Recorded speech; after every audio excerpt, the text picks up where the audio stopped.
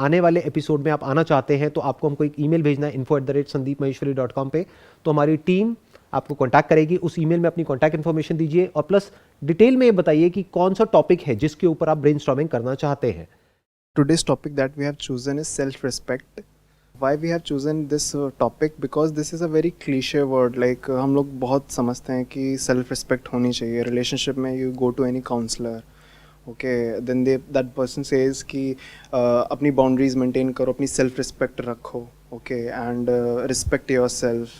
ये हम लोग ने इतना ज़्यादा सुन लिया है, but we don't know what is it exactly. I mean हम लोग अलग अलग हर जगह फिलर्स में ये वर्ड यूज़ कर देते हैं, ठीक है, बट इसके डिफरेंट एस्पेक्ट्स में डिफरेंट मीनिंग होती है। So we are not able to come to a common conclusion कि what is self respect actually. Sir हम जब ये जान जाएं कि हाँ व्हाट इज़ सेल्फ रिस्पेक्ट, अभी तो हम इसी में क्लियर नहीं हैं। If we know what is self respect then हम जानेंगे कि हाँ अगर हमारे अंदर ये कमी है, हम जानते ही नहीं तो हम उस चीज़ को फुलफ़िल कैसे करेंगे। हम पहले जानें कि क्या है वो चीज़, देन अच्छा हम कहीं किसी क्वालिटी में लैक कर रहे हैं तो उसे और अपने अंदर इनकलकेट करें, किस लेवल तक इनकलकेट करना है वो जानें। So that is my question. Sir self respect जैसे कि इन्होंने कहा है कि हम अपने आप को समझें उस चीज़ में, और एक फैक्टर सेल्फ रिस्पेक्ट का ये आता है कि we are seeking a lot of external validation if we are lacking self respect. तो इसमें कहाँ तक सेल्फ रिस्पेक्ट का रोल है, और क्या हम वैलिडेशन सीख करना बंद कर देंगे आफ्टर वी आर मतलब कंप्लीटली सेल्फ रिस्पेक्टिंग आवरसेल्फ? तो यहाँ से सेशन को शुरू करते हैं। What is self respect? जब हम बोलते हैं सेल्फ रिस्पेक्ट तो इसमें दो वर्ड्स आ रहे हैं, एक है सेल्फ, एक है रिस्पेक्ट। सेल्फ का मतलब क्या है कि fundamentally we are all at the same level. हमें सामने वाले के साथ में वैसे ही बिहेव करना है जैसा कि हम चाहते हैं कि वो हमारे साथ में बिहेव करे, और ऐसे ही हमें सामने वाले को क्लियर करना है कि ये बाउंड्री है, इसको क्रॉस नहीं करना है, क्योंकि एक बार वो क्रॉस हो जाती है तो वो फिर कहां तक जा सकती है उसकी कोई लिमिट नहीं है। तो एक तो हमने सेल्फ को डिफाइन किया, विच इज उसकी जो फाउंडेशन है दैट इज इक्वालिटी, और रिस्पेक्ट की जो फाउंडेशन है दैट इज फेयरनेस। क्योंकि एक रिलेशनशिप का मतलब यही होता है, चाहे वो रिलेशनशिप हो चाहे पार्टनरशिप हो, एक गिव एंड टेक होता है, दोनों को एक दूसरे से कुछ चाहिए होता है। तो जब तक वो फेयरली हो रहा है कोई दिक्कत नहीं है। फॉर एग्जाम्पल इंडिया में बहुत कॉमन है एक टर्म हाउसवाइफ। तो अगर कोई है जो कि घर को मैनेज कर रही है तो वो छोटी चीज नहीं है, इनफैक्ट वो सबसे बड़ी चीज है। अब अगर हम ये बोल दें वो सबसे बड़ी चीज है और वो अपनी इस पोजीशन को डोमिनेट करने लग जाए मेरी इस बात को सुन करके, वो भी गलत हो गया, क्योंकि वो क्या मैनेज करेगी अगर पैसे ही नहीं है मैनेज करने के लिए। तो पैसा भी इंपॉर्टेंट है और घर को मैनेज करना भी इंपॉर्टेंट है। घर में क्या आ गया, घर आ गया, बच्चे आ गए, जो भी कुछ घर से रिलेटेड है वो सब कुछ आ गया। तो अगर दोनों इस बात को समझते हैं कि हम दोनों मिल करके लाइफ में आगे बढ़ रहे हैं and we are equal partners, तो फंडामेंटली जो ये प्रॉब्लम है सेल्फ रिस्पेक्ट की, ये कभी नहीं आएगी। इनफैक्ट अगर किसी को पनिश भी करना है तो उसका भी एक तरीका है। वो तरीका क्या है कि अगर आप खुद उस पोजीशन में हो तो आप क्या चाहते हो कि आपको कैसे ट्रीट किया जाए। हमने भी तो बहुत गलतियां करी है, किसने नहीं करी। तो जब हम गलती करते हैं हम क्या एक्सपेक्ट करते हैं कि सामने वाला हमको समझे, बट हम नहीं समझते हैं। हम जबरदस्ती उसको फोर्स करते हैं बार बार अपोलोजाइज करने के लिए, बार बार उसको रियलाइज कराते हैं। तो हम क्या कर रहे हैं, उसकी सेल्फ रिस्पेक्ट को हर्ट कर रहे हैं। उसने गलती करी, उसकी एक पनिशमेंट है, उसको प्रॉपर्ली डिफाइन करो। क्या है वो punishment? Breakup, divorce, make sense. But इसका मतलब ये नहीं है कि आपको राइट मिल गया कि पूरी जिंदगी बैठ करके आप उसको उल्टा बोलते रहो, उसकी रिस्पेक्ट को हर्ट करते रहो। फॉर एग्जाम्पल ये हमारे घरों में बहुत कॉमन है, जो माँ बाप होते हैं वो कुछ भी बोलते हैं बच्चों को, किसी भी हद तक बोलते हैं, वो अपना राइट समझते हैं, वो उसको प्यार का नाम दे देते हैं। ये प्यार नहीं है कि तुम तो किसी काम के नहीं हो, तुम किसी लायक नहीं हो। ये तो बहुत ही कॉमन डायलॉग है घर में, नकारा है, ये है, वो है, वट एवर इट इज। तो वो जो बच्चा है धीरे धीरे क्या होगा, उसकी सेल्फ रिस्पेक्ट पूरी तरह से खत्म हो जाएगी और वो चाहेगा भी तो कुछ नहीं कर पाएगा अपनी लाइफ में। ये जो टॉपिक है ना, इससे रिलेटेड एक बहुत इंटरेस्टिंग कुछ हुआ था कुछ दिन पहले, वो मेरे दिमाग में घूम रहा है। I was sitting in a restaurant और वहाँ पर पास वाली टेबल पर कुछ लोग बैठे हुए थे, वो आपस में बात कर रहे थे। उसमें से एक था वो शादी का एजेंट था जो शादियाँ कराते हैं, और बाकी लड़के वाले, लड़की वाले, वॉटेवर, वो सब और लोग कुछ 5-7-10 लोग बैठे थे। तो वहाँ बिल्कुल स्ट्रेट फॉरवर्ड बेशर्मों की तरह खुल करके बात हो रही थी कि 1.5 करोड़ में बात हुई थी, और इतना कैश में था, इतना ऐसे था, इतना वैसे था, क्यों किया, क्या किया। तो मैं बस बैठा हुआ सुन रहा था, आई वाज जस्ट क्यूरियस। मैंने कहा ऐसी भी दुनिया है। मतलब वो एक सौदा कर रहे हैं, जैसे होते नहीं है कि एजेंट होते हैं प्रॉपर्टी का सौदा करते हैं, बट सौदा किसका करा रहे हो? प्रॉपर्टी का करा रहे हो, समझ आता है, लड़के का सौदा। और ऐसे एक दो लड़के नहीं है इंडिया में, शादी हो रही होती है, बाहर गाड़ी खड़ी होती है और वो अपने दोस्तों को दिखा रहा होता है, ये देखो मेरे को ये गाड़ी मिली है। अरे शर्म नहीं आ रही तेरे को? पैसे क्यों ले रहा है? अगर तू और वो लड़की बराबर है तो क्यों ये एक्सपेक्ट कर रहा है कि मुझे पैसा मिले? क्यों अपना सौदा होने दे रहा है? क्यों अपने आप को बेच रहा है? ऐसे लोगों को बेशरम बोलते हैं। इनके अंदर सेल्फ रिस्पेक्ट जीरो है। और ऐसे कुछ लोग नहीं है, बहुत लोग हैं जो पैसे के लिए बिक जाते हैं, अपनी सेल्फ रिस्पेक्ट को बेच देते हैं पैसे के लिए। तो इसमें आप गलती उसकी नहीं कह सकते कि जो उसको खरीद रहा है, गलती उसकी है जो बिक रहा है। मानो लड़की वाले ने लड़के को खरीदा अपनी बेटी के लिए, अब वो बेटी उस घर में आएगी, आ करके सुनाएगी कि तेरी कमाई की गाड़ी नहीं है, मेरे बाप ने दी है। तो अब क्या उसकी सेल्फ रिस्पेक्ट हर्ट होनी चाहिए?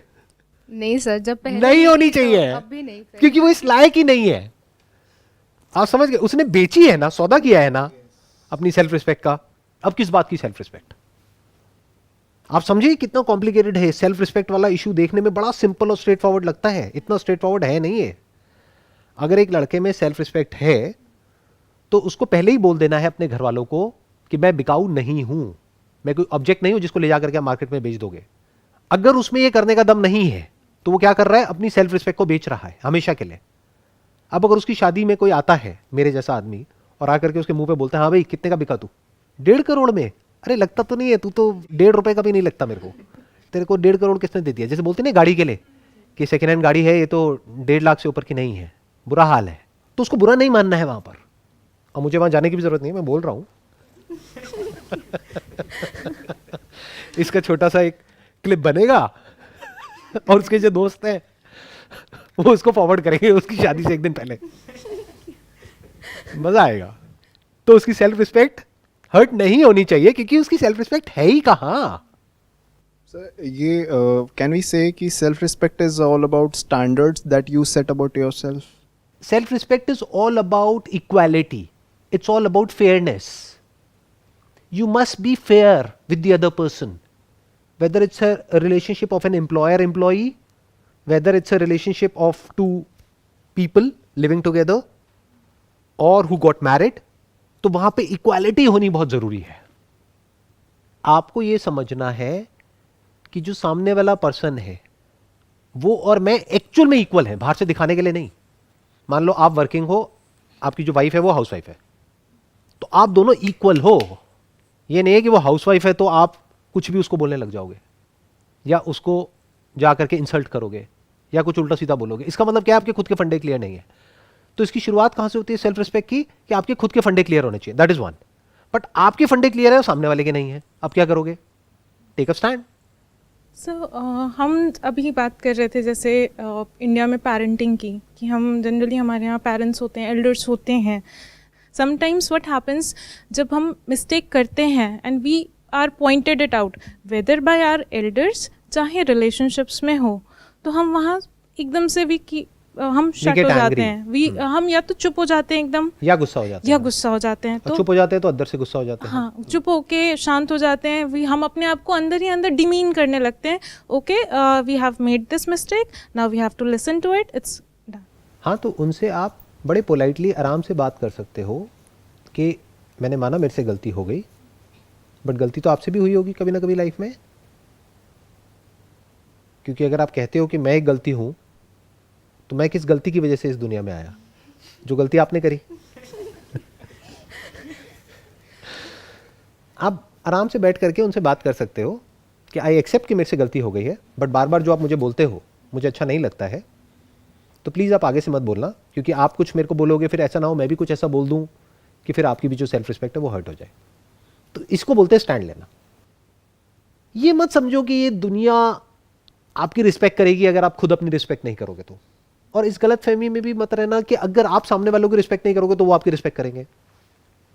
तो आप उनकी रिस्पेक्ट कर रहे हो इसलिए नहीं कि उसमें उनका फायदा है, आप उनकी रिस्पेक्ट कर रहे हो क्योंकि उसमें आपका फायदा है। दैट इज नंबर 1, वो आपको खुद को समझना है। ये इसकी एक लेयर हो गई। क्योंकि आप किसी की रिस्पेक्ट करोगे तो ही वो आपकी रिस्पेक्ट करेगा। आप किसी से तमीज से बात करोगे तो ही वो आपसे तमीज से बात करेगा।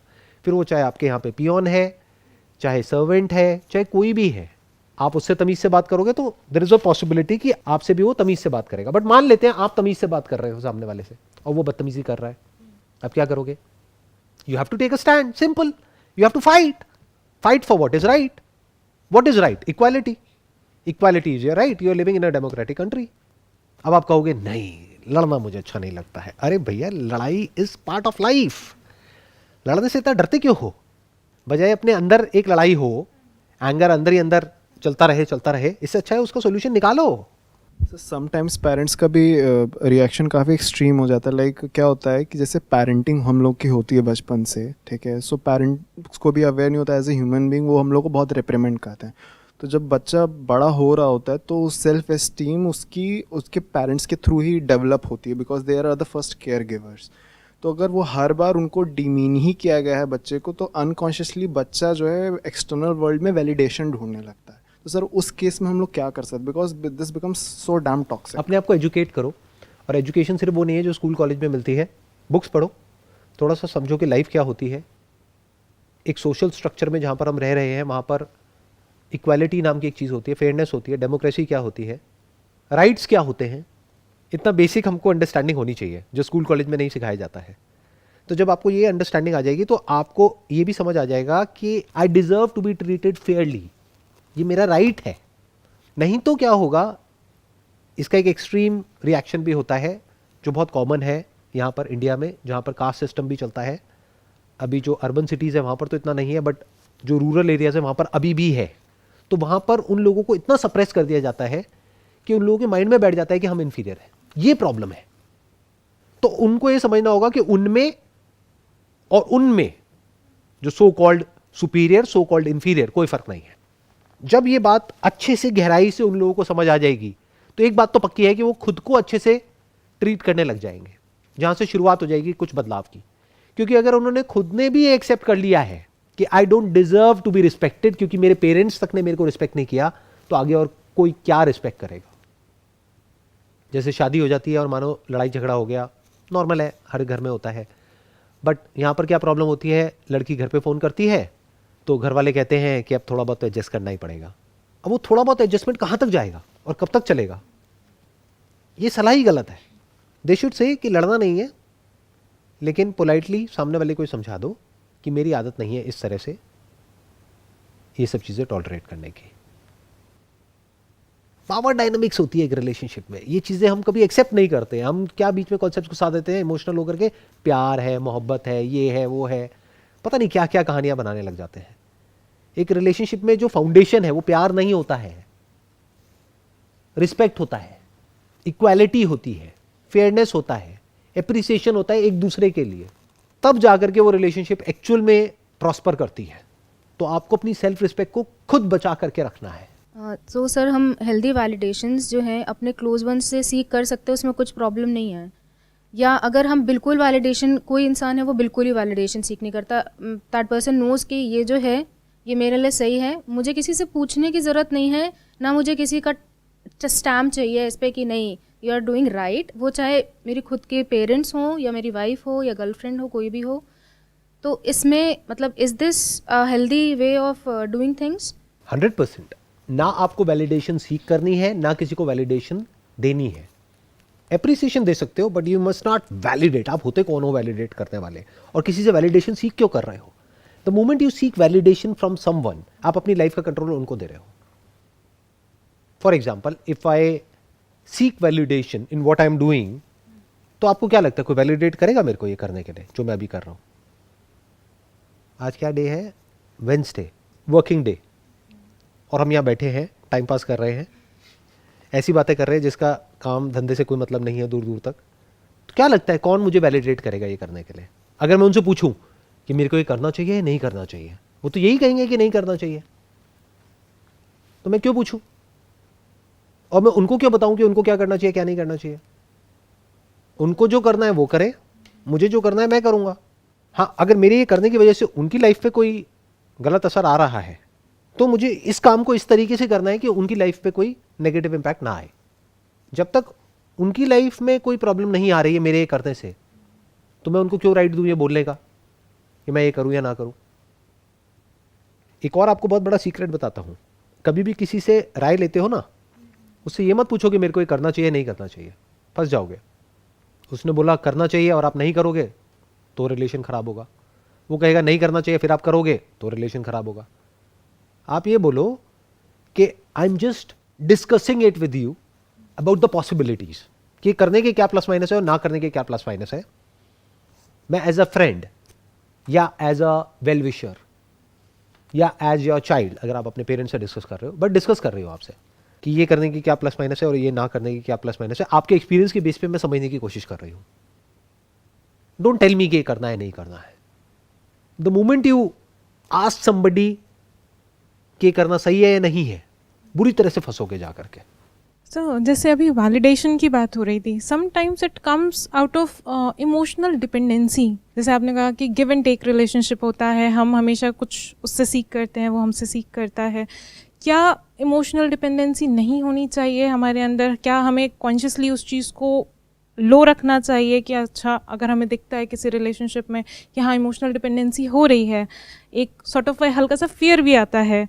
हल्का सा नहीं आता है, बहुत आता है।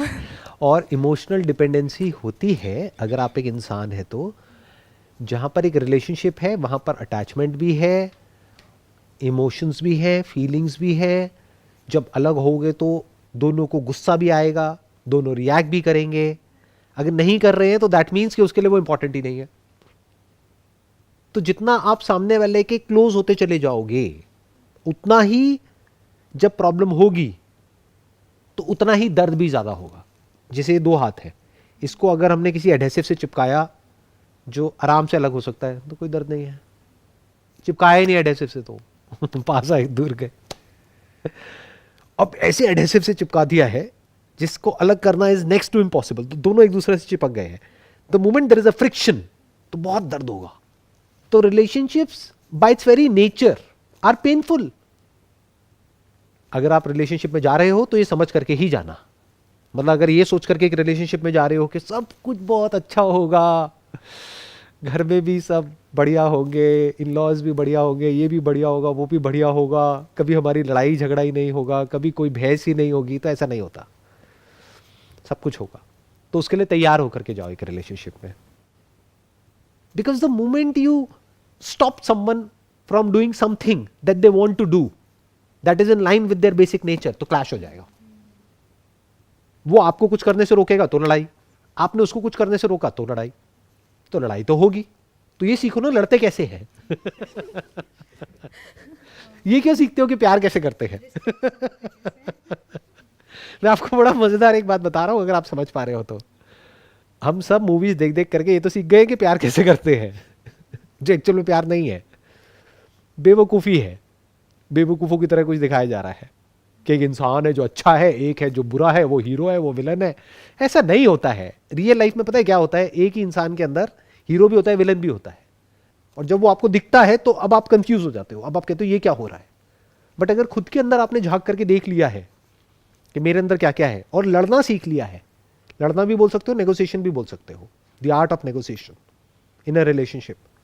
फिर वो पर्सनल रिलेशनशिप हो सकती है, मैरिज हो सकती है, कुछ भी है, तो वो आपको नेगोशिएट करना आना चाहिए। लड़ना जब मैं वर्ड यूज़ कर रहा हूँ तो मैं नेगोशिएशन की बात कर रहा हूँ। नेगोशिएशन में लड़ाई होती है, कई कई महीनों तक नेगोशिएशन चलती है, फिर जाकर के दोनों पार्टीज एक दूसरे के पॉइंट पे एग्री करती है, कहीं बीच में सेटलमेंट होता है। नेगोशिएशन को अगर हम एज अ स्किल देखें, ठीक है, जो कि हमारी डे टू डेली लाइफ में चाहे बिजनेस हो चाहे एम्प्लॉय रिलेशनशिप हो, तो कहीं ना कहीं जो साम दाम दंड भेद चाणक्य नीति में बोला गया है वो हम लोग यूज़ भी कर सकते हैं। लेकिन सर कई बार वहाँ पे माइंड में डाउट आ जाता है कि एथिक्स के साथ कॉम्प्रोमाइज़ ना हो जाए। ये जो साम दाम दंड भेद है ना, ये कोई गलत चीज़ नहीं है। ये क्या है कि सामने वाले को क्या चाहिए उसके अकॉर्डिंग आप सामने वाले के साथ में बिहेव कर रहे हो। दाम मतलब सामने वाले को आपसे पैसा चाहिए और आप उससे पैसे की बातें नहीं कर रहे, प्यार मोहब्बत की बातें कर रहे हो, तो गड़बड़ हो गई ना। वो रिलेशनशिप चलेगी क्या? आप मेरी कंपनी में आ जाते हो जॉब के लिए, आप ज्वाइन कर लेते हो। अब मैं आपको पैसे तो नहीं दे रहा, आप आए हो पैसे के लिए कि पैकेज की हमने बात करी कि भाई साल का 10 लाख रुपए आपको मिलेगा। अब मैं वो आपको नहीं दे रहा, लेकिन बातें बड़ी प्यारी प्यारी कर रहा हूं और आपको अपने कैबिन में साथ में बिठा रहा हूं, साथ में हम खाना खा रहे हैं, सब कुछ कर रहे हैं, बट जब महीना एंड होता है तो आपके हाथ में काट पीट करके 2 लाख रुपए पकड़ा देता हूं, तो गड़बड़ हो गई ना। और ये भी हो सकता है कि कोई इंसान है, उसके लिए पैसा इतना मैटर नहीं करता है एक लेवल के बाद में जाकर के। अब इसको आप बारीकी से ऑब्जर्व कर सकते हो अपने आसपास में, तो आपको समझ आता चला जाएगा कि कैसे किस रिलेशनशिप को मैनेज करना है। कई बार रिलेशनशिप को खत्म भी किया जाता है जब समझ आ जाता है कि उस रिलेशनशिप में कुछ है ही नहीं दोनों के लिए, और फिर भी हम खींचे चले जा रहे हैं, तो खत्म करो उसको। सो इस तरह से लॉन्ग टर्म पर्सपेक्टिव से सोचा जाता है कि इस रिलेशनशिप में किसके लिए क्या है, सामने वाले को क्या चाहिए। इन अदर वर्ड्स, वही जो मैंने कहा, फेयर प्ले, मतलब it has to be a win win for both. और ये इतना आसान है एक लेवल पे समझना, और एक लेवल पे बहुत मुश्किल है। क्यों? क्योंकि इंसान बोलता कुछ है, एक्चुअल में होता कुछ और है। आपकी जो वाइफ है आपको बोलेगी कुछ और, नाराज किसी और बात पे होगी। तो समझना पड़ेगा कि वो एक्चुअल में किस बात पे नाराज है, और एक्चुअल में उसको क्या चाहिए अपनी लाइफ से। वो उसको खुद भी नहीं पता है, आपको भी नहीं पता है कि आपको अपनी लाइफ से क्या चाहिए। तो जब ऐसे दो लोग आकर के मिलते हैं तो वहां पर बहुत लड़ाई झगड़े होते हैं, एक प्रॉपर रिलेशनशिप बनी नहीं पाती है। जब एक इंसान को क्लियर हो जाता है कि मुझे अपनी लाइफ से क्या चाहिए, तो ये क्लियर करना कोई छोटी चीज नहीं है, ये बहुत बड़ी क्लैरिटी है लाइफ में। If you can actually do it in real life, if you can make it happen. एक एस्पेक्ट है लाइफ में ये क्लियर होना कि मुझे अपनी लाइफ से क्या चाहिए। मान लो पीस ऑफ माइंड चाहिए, बट ये जो पूरी दुनिया मुझे जिस डायरेक्शन में भगा रही है वहां पर पैसा तो है, पीस ऑफ माइंड नहीं है। अब मैं क्या करूं? क्योंकि जहां मैं इस पीस ऑफ माइंड के डायरेक्शन में गया वहां पे वैलिडेशन 0 है, तो अब तो मैं फंस गया। अब क्या करूं? तो if you can actually create a situation in your life जहां पे आपने फिगर आउट कर लिया कि मुझे अपनी लाइफ से क्या चाहिए, तो इस क्लैरिटी के साथ साथ आपको क्या मिलेगा, आपको यह भी समझ आ जाएगा सामने वाले को क्या चाहिए। अब अगर आप उसके हिसाब से एक्ट करोगे तो वो रिलेशनशिप स्ट्रांग होती चली जाती है, फिर वो अनब्रेकेबल हो जाती है, अनशेकेबल हो जाती है। अब आप ये कह सकते हो कि वो रिलेशनशिप 99% आपको वो दे रही है जो लाइफ में सबसे इंपॉर्टेंट है।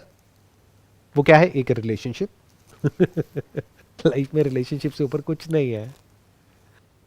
एक बहुत बड़ी रिसर्च हुई थी हार्वर्ड में या ऑक्सफोर्ड में कहीं पे, 25 ईयर्स समथिंग, हैप्पीनेस के ऊपर। तो एक कंक्लूजन सिंपल सा निकल करके आया, कोई बहुत अमीर गरीब ये वो व्हाटएवर, जिसकी रिलेशनशिप अच्छी थी वो खुश थे at the age of 70 years 80 years, जिनकी नहीं थी वो दुखी थे। तो इतनी इंपॉर्टेंट है रिलेशनशिप। सर मैं पूछना चाहती हूँ, क्या मैं करेक्ट हूँ इस चीज़ में? मुझे ऐसा लगता है कि अगर कोई क्लैरिटी आ जाती है हमारे मन में, जैसे हम अपने आप से पूछते हैं कि हमें क्या चाहिए, that is the biggest question. हमें लाइफ से क्या चाहिए, हमारा पर्पस क्या है, हम हैं कौन। मुझे ऐसा लगता है जैसे ये कड़ी है, अगर हम एक कड़ी खोल देते हैं तो धीरे धीरे करके कई सारी कड़ियाँ हैं जो खुलती चली जाती हैं, और अंडरस्टैंडिंग लेवल हमारा बढ़ता चला जाता है। जो हम सेल्फ रिस्पेक्ट की बात कर रहे हैं, डिपेंडेंसी की बात कर रहे हैं, इमोशंस की बात कर रहे हैं, फियर की बात करते हैं, ओवर थिंकिंग, कई सारे ऐसे टॉपिक्स हैं, ये सारे जुड़े हुए हैं। एक्सपेक्टेशंस हो गई, हमें जस्ट एक कड़ी हम धीरे से खुलेंगे तो इट्स ऑल रिलेटेड। क्या मैं सही हूँ इस चीज़ में? एब्सोल्युटली। इसकी जो सबसे पहली कड़ी है वो आप खुद हो। अगर आप खुद को अच्छे से समझते चले जाओगे, आपको समझ आ जाएगा आपके अंदर क्या पॉजिटिव है, क्या नेगेटिव है, क्या स्ट्रेंथ्स हैं, क्या वीकनेसेस हैं, क्या अच्छाइयाँ हैं, क्या बुराइयाँ हैं, आप कितने अच्छे हो और कितने बुरे हो। अब ऐसा नहीं आप सिर्फ अच्छे हो या बुरे हो, आप अच्छे हो कोई और बुरा है। लोग यहाँ जीते हैं बच्चों की तरह कि अच्छा इंसान है वो बुरा इंसान है। ये क्या होता है? जब आप खुद को अच्छे से समझ जाते हो तो आप सामने वाले को बहुत आराम से समझ सकते हो, और वहां से शुरुआत हो जाती है ये सब जो चीज़ें हैं जो हमारे लिए कॉन्सेप्ट्स हैं, ये जो वर्ड्स हम भारी भारी यूज़ करते हैं, understanding, love, care, respect, self esteem, happiness, contentment, peace of mind, ये क्या होता है, कब होता है, कैसे होता है, वो धीरे धीरे आपको समझ आने लग जाता है। और जितना गहराई से आप इन चीज़ों को समझते हो उतना ही डीपली आप सामने वाले से कनेक्ट हो जाते हो। जैसे लोग स्पिरिचुअलिटी का मतलब क्या समझते हैं? डिटैचमेंट। बकवास। Spirituality is ultimate attachment, total attachment.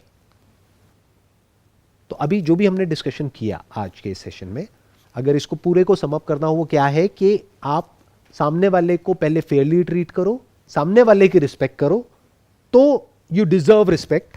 अगर आप ही रिस्पेक्ट नहीं करते, यू डोंट डिजर्व रिस्पेक्ट। अगर आप खुद की रिस्पेक्ट नहीं करते, तब भी you don't deserve to be respected. अगर सामने वाला, अब इसकी एक तीसरी लेयर है, सामने वाला आपकी रिस्पेक्ट नहीं करता है and you know that you deserve to be respected, you don't have to put an effort in it. You will immediately take a stand and fight for what is right and tell it to the other person, I don't deserve to be treated in such a way. I hope that sums up the whole conversation. Wish you all the best. It was pleasure talking to you and pleasure meeting you. Hello दोस्तों, आप सभी का मेरे YouTube channel मन की माया पर स्वागत है। अगर आपने मेरे चैनल को अभी तक सब्सक्राइब नहीं किया है तो सबसे पहले आप मेरे चैनल को सब्सक्राइब कीजिए और बेल आइकन पर क्लिक करना न भूलें, जिससे मैं जब भी कोई नई वीडियो अपलोड करूंगा तो आपको उसका नोटिफिकेशन तुरंत मिल जाएगा।